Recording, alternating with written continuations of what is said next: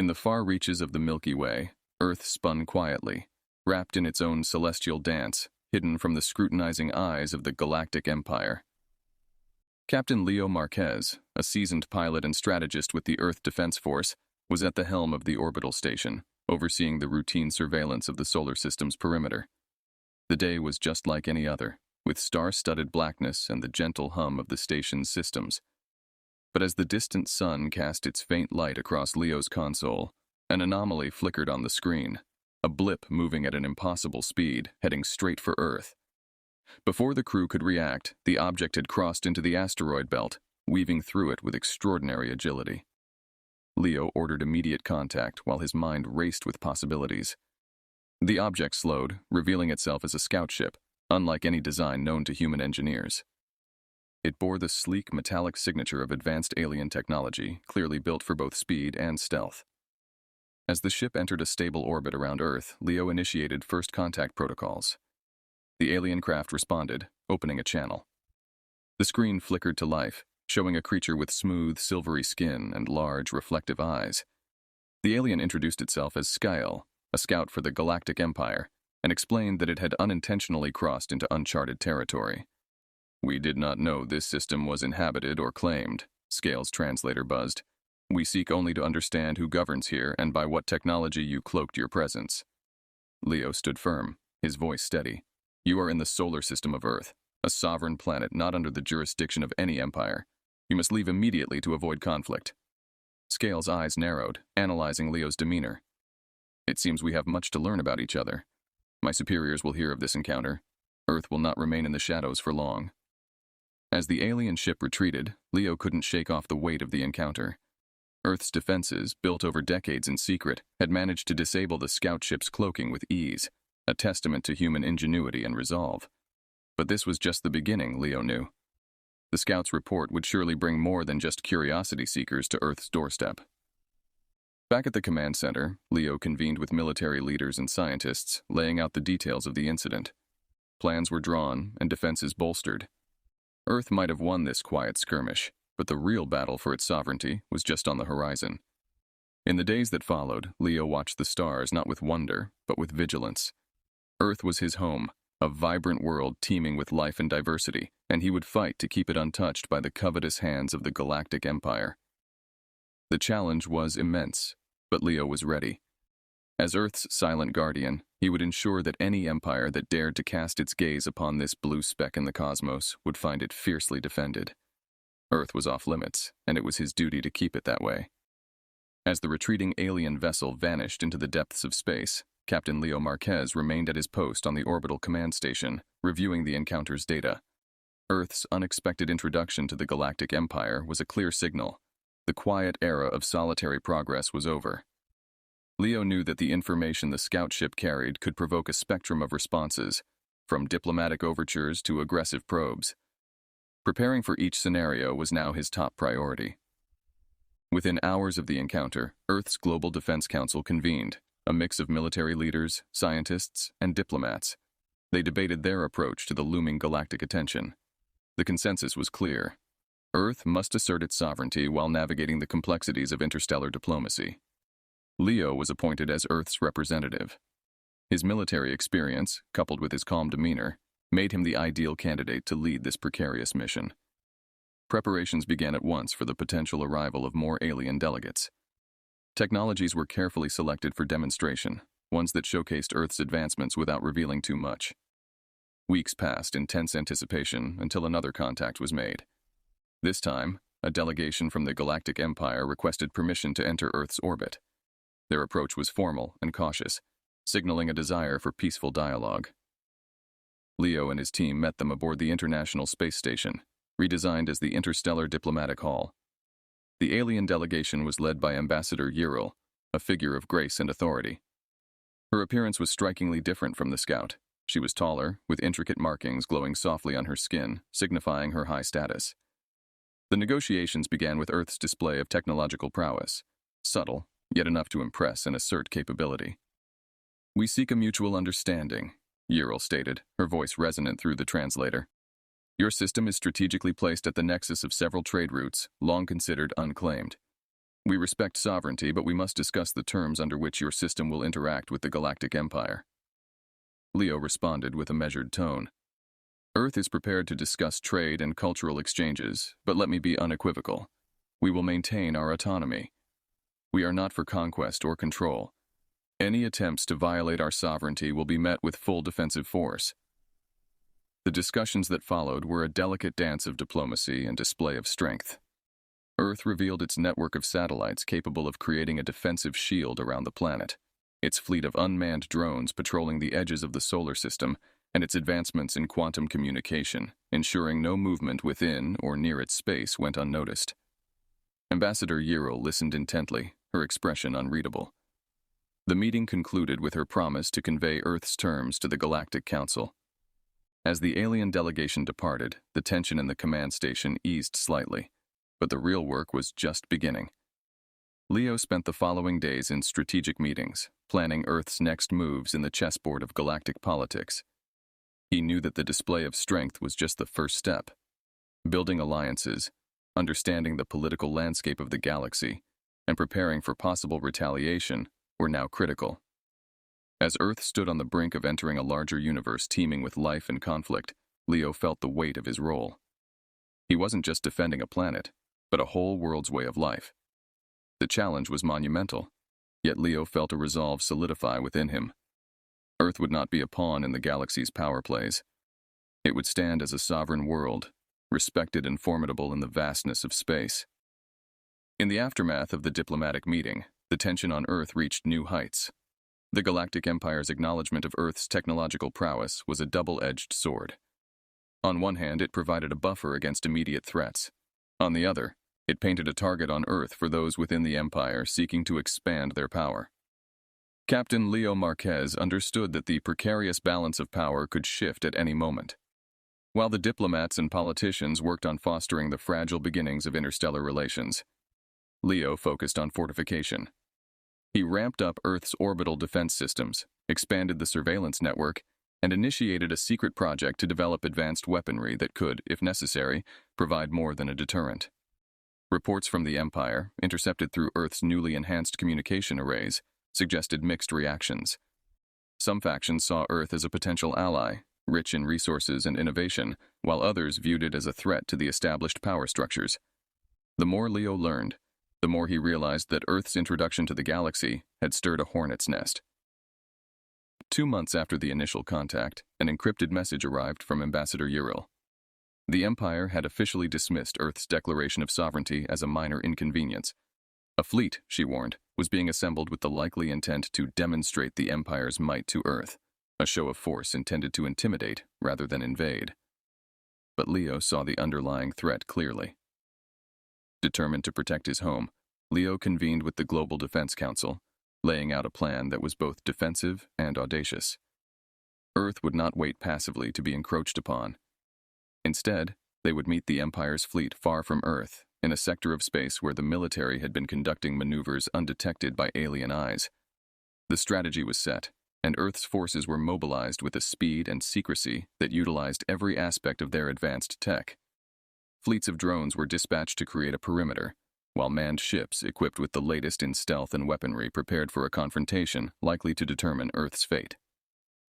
The day the Empire's fleet crossed into the designated red zone, Earth was ready. The battle commenced at the edge of the Oort Cloud, far from civilian eyes but close enough for Earth to enforce its stance. Leo, aboard the flagship Defiant, watched as the first volleys were exchanged. His fleet used guerrilla tactics, hit-and-run attacks that leveraged their superior maneuverability and knowledge of the terrain. As the battle raged, something unexpected happened. The Empire's fleet, though larger and well-equipped, faltered under the relentless and unpredictable human strategy. Earth's forces, driven by the desperate need to protect their home, fought with a fierce determination that no Imperial simulation had predicted. The skirmish ended with the Empire's fleet retreating, damaged and demoralized. Earth had not just defended its territory, but had sent a clear message across the stars. Any aggression would be met with unwavering resistance. In the aftermath, Leo knew this victory was but a first step in a longer conflict. The Empire would regroup and come back with a different plan, but Earth too would be ready. They had shown their teeth, and the galaxy now knew that Earth was neither an easy target nor a willing participant in its games of conquest. Back at the command center, as reports of minimal casualties and significant damage to the Empire's forces came in, Leo allowed himself a brief moment of relief. But the weight of command remained, as did the vigilance. Earth was still off limits, and he would keep it that way. As he looked up at the stars, they no longer seemed just a canvas of light, but a vast field of potential threats and allies. The game had changed, and Earth was now a player. The victory against the Galactic Empire's fleet sent ripples across the universe, signaling Earth's emergence as a formidable force. The skirmish at the Oort Cloud became a legend whispered in the shadowy corners of alien markets and debated in the high councils of distant worlds. Earth, a previously unnoticed planet, had defied one of the galaxy's most powerful entities. Captain Leo Marquez, whose strategic brilliance led the defense, became a figure both revered and feared. But with recognition came renewed threat. The Empire, stung by its unexpected defeat, was unwilling to let the challenge go unanswered. Its leaders, pressured by their constituents and embarrassed by the setback, planned a more significant show of force. This time, they would not underestimate Earth. Intelligence reports, intercepted through the advanced network Leo had prioritized, warned of an impending large-scale invasion. Unlike the previous engagement designed as a show of strength, this new plan aimed at subjugation. The Empire intended to breach Earth's defenses and establish a foothold, a clear violation of Earth's sovereignty. Leo, promoted to general in recognition of his leadership, prepared for the worst. He expanded Earth's defensive strategies, incorporating lessons learned from the first encounter. The Earth Defense Forces were bolstered by new recruits, driven by a surge of patriotism and a desire to protect their home. Advanced training programs designed around simulated extraterrestrial combat were implemented. As the Empire's armada approached, a network of satellites blanketed Earth in a protective shield, while stealth bombers and fighter squadrons took their positions. Leo, aboard the newly commissioned warship Guardian, coordinated the planet's defenses from orbit. The siege began with a barrage of energy blasts from the Empire's warships, testing Earth's defenses and trying to find weaknesses. The shield held firm, powered by fusion reactors that had been Earth's closely guarded secret. Meanwhile, Leo's tactical acumen shone through as he directed Earth's forces in a complex ballet of maneuvers, exploiting the agility and innovative technologies of human engineering. Ground-based railguns and orbital platforms returned fire, striking several of the Empire's vessels with precision. The battle was fierce, with both sides suffering casualties. But under Leo's command, Earth's forces maintained their discipline and focus. As the battle waged, a squadron led by Leo executed a daring counteroffensive. They targeted the Empire's flagship, deploying a newly developed weapon that disrupted the ship's energy core. The resulting chaos sowed confusion in the enemy's ranks, providing Earth with a critical advantage. The Empire, realizing the cost of continuing the fight was too high, retreated once again. Earth had defended its sovereignty a second time, solidifying its status as a bastion of resistance in the galaxy. In the war room, Leo and his commanders reviewed the battle's outcomes. They had won, but the victory was sobering. The repeated attacks were taking a toll, and it was clear the Empire might attempt another strategy. Earth needed to be ready for anything, from further direct assaults to more subtle political maneuvers designed to undermine its resolve. As the debris from the battle drifted through space, Leo looked toward the future. The siege was over, but the war was far from done. Earth needed to strengthen alliances with other civilizations and continue its technological advancements.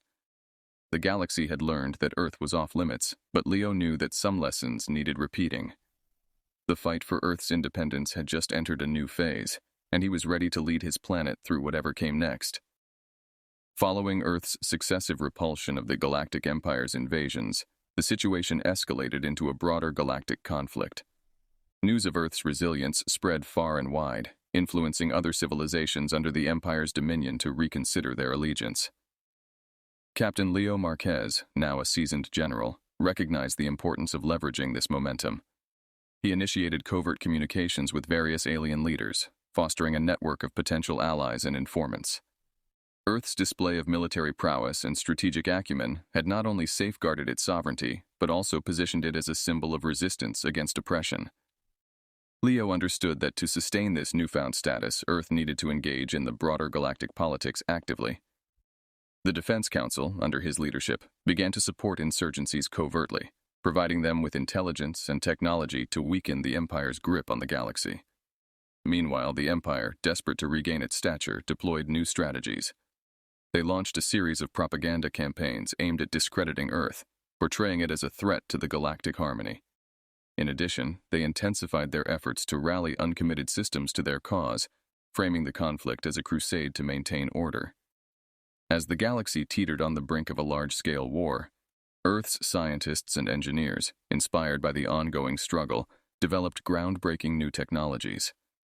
Among these was the quantum displacement cannon, a weapon capable of disrupting the fabric of space-time to create brief but disorienting warp anomalies. This device proved crucial in further skirmishes, allowing Earth's forces to manipulate battlefields to their advantage. Leo also spearheaded the establishment of the Interstellar Tactical Response Unit, ITRU, a specialized team trained to handle rapid deployments across the galaxy. These elite squads were instrumental in executing high-risk missions that sabotaged key Empire infrastructures, sowing further discord and confusion among their ranks. Amidst these developments, a significant turning point came when Leo received a clandestine communication from a high-ranking officer within the Empire's military. The officer, disillusioned by the Empire's tyrannical tactics, offered critical intelligence in exchange for asylum on Earth. Realizing the opportunity, Leo orchestrated a daring extraction mission, which not only succeeded, but also provided Earth with sensitive data about the Empire's strategic reserves and upcoming operations. Empowered by these insights, Earth launched a series of preemptive strikes on the Empire's logistics hubs, significantly hampering their ability to sustain prolonged offensives. Each successful operation bolstered Earth's image as a formidable power, encouraging more systems to rethink their alignments. As Earth's influence grew, the Galactic Empire found itself increasingly isolated, forced to contend with uprisings and defections that fragmented their once monolithic power. Leo, however, remained cautious, aware that the Empire's desperation could lead to unpredictable and potentially devastating responses. In the war room, with his advisors and alien allies by his side, Leo mapped out the next phase of their strategy. They planned not just to defend, but to shift into a more aggressive posture, targeting strategic points to cripple the Empire's capabilities further. General Leo Marquez had led Earth through numerous skirmishes and tactical victories, shifting the balance of power in the galaxy. With the Galactic Empire reeling from internal strife and multiple defeats, Earth's proactive stance started to tilt the galactic scales. Leo, now a respected leader on the interstellar stage, was pushing not just for Earth's security, but for a new order in the galaxy. Leo's strategy evolved from defense to significant offensive operations. He coordinated a series of daring raids on key Empire-controlled systems, not to conquer, but to liberate them. These missions were carried out by Earth's Interstellar Tactical Response Unit, which had grown in both size and capability. Each successful operation not only weakened the Empire, but also gained Earth-valuable allies, as liberated systems pledged their support and gratitude. Meanwhile, Earth's diplomatic corps, under Leo's guidance, worked tirelessly to solidify these new alliances. They negotiated treaties and shared technologies, fostering a coalition that valued mutual respect and cooperation. This diplomatic effort was as crucial as the military campaigns, as it built a foundation for a stable and lasting peace should the Empire ever fall. As part of his broader plan, Leo focused on undermining the Empire's economic base. Earth's forces targeted and captured several key mining planets, cutting off the Empire's access to essential resources needed for their war machinery. This strategy not only crippled the Empire's military production, but also caused significant political upheaval among their ranks, as shortages and infighting took their toll. The pivotal moment came when Leo orchestrated a masterful strike on the Empire's central command station, located in the Nebulon sector. This station was the linchpin for the Empire's logistical and command operations throughout the galaxy. After months of planning and gathering intelligence, Earth's forces launched a surprise attack that overwhelmed the station's defenses. The operation was risky. The Nebulon sector was heavily fortified and located deep within Empire territory. However, with the help of insiders disillusioned with the Empire's tyranny and using the latest in stealth and warp technology, Earth's elite squads infiltrated and disabled the station's main reactors. The subsequent chaos within the Empire's command structure provided Earth and its allies a significant advantage. Following the fall of the central command station, The Galactic Empire's control over its outer territories began to unravel rapidly. Many systems, seeing the weakening grip of the Empire, declared their independence or joined Earth's growing coalition. Leo's vision of a galaxy where freedom and sovereignty were respected seemed increasingly attainable. Back on Earth, the news of these victories sparked celebrations. But Leo remained focused on the larger picture. He knew that the Empire might still strike back in desperation. Therefore, he initiated a galaxy-wide summit, inviting leaders from all systems to discuss the formation of a new galactic federation, one that would prevent the rise of another oppressive regime. As preparations for the summit went underway, Leo reflected on the long journey from Earth's solitary stand against the Empire to its new role as a leader in shaping the future of the galaxy. He felt a deep sense of responsibility, not just to protect Earth, but to ensure that the galaxy would never again suffer under the yoke of tyranny.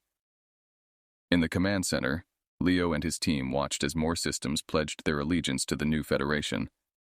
The tide had indeed turned, and while challenges remained, Leo was ready to lead the galaxy into a new era of peace and prosperity. His resolve was stronger than ever, driven by the belief that unity and determination could usher in a future where all could thrive free from fear. The Galactic Empire, once a monolithic force of unrivaled power and influence, now teetered on the brink of collapse. General Leo Marquez's strategies and Earth's resolute defense had ignited a galaxy-wide movement, challenging the very foundations of the Empire's authority. As more systems broke away or joined the burgeoning federation led by Earth, the Empire's internal divisions deepened, exacerbating its decline. In the midst of this turmoil, Leo spearheaded the final phase of his plan to ensure a peaceful transition of power throughout the galaxy. The Federation, growing stronger by the day, became a beacon for those seeking a new way of life, free from oppression. Earth's diplomats, under Leo's guidance, worked tirelessly to secure alliances and rebuild war-torn sectors, promoting a vision of unity and cooperation. The decisive battle loomed on the horizon as Earth and its allies prepared to confront the remaining forces of the Empire in a sector that had been a stronghold for Imperial loyalists. This battle was not just a military operation, but a symbolic act to end the tyranny that had plagued the galaxy for centuries. Leo, aboard the command ship Liberator, coordinated the Federation's forces, which now included ships and warriors from multiple alien races. Each had been affected by the Empire's rule and was eager to see its end. The fleet assembled was the most diverse and powerful the galaxy had ever seen, a testament to what unity could achieve. As the battle commenced, the Empire's forces were outnumbered and outmatched. Their command structure, already weakened by defections and assassinations, crumbled under the coordinated assault of the Federation. Leo's strategy of targeting key tactical nodes crippled the Empire's ability to respond effectively. The fighting was intense, but the momentum was unmistakably with the Federation. Amidst the chaos, a ground operation led by Leo himself aimed to capture the Imperial Governor, the symbolic head of the Empire's remaining military might. After intense skirmishes and with the aid of local resistance fighters, the governor was captured, signaling the effective end of the Empire's dominion. The victory was profound, not just militarily, but emotionally for all involved. Across the galaxy, celebrations erupted as news of the Empire's defeat spread. Leo, while relieved, knew much work remained. The process of rebuilding and forming a stable galactic federation required careful planning and execution. In the aftermath of the battle, the First Galactic Unity Conference was convened on Earth, symbolizing its role in the new era. Leaders from hundreds of systems gathered to draft a constitution that would lay the foundation for collective security and prosperity. The conference addressed various issues, from reparations and economic development to the creation of a unified defense force to prevent the rise of another despotic power. Leo's leadership and vision were central to the conference's success. His experience and decisive actions during the conflict earned him respect and admiration, not as a conqueror, but as a liberator and peacemaker. As the new galactic constitution was signed, Leo watched from the sidelines, a quiet sense of accomplishment washing over him. The galaxy was entering a new epoch, one of peace and mutual cooperation, shaped by the collective will of its diverse inhabitants. The fall of the Empire marked the end of an era of fear and subjugation, and the beginning of something new. Under Leo's watchful eye, Earth continued to play a pivotal role, ensuring that the values of freedom and unity that had led to the Empire's defeat would endure. As he looked to the future, Leo felt a cautious optimism. The galaxy was forever changed, and while challenges remained, the path forward was clearer than ever.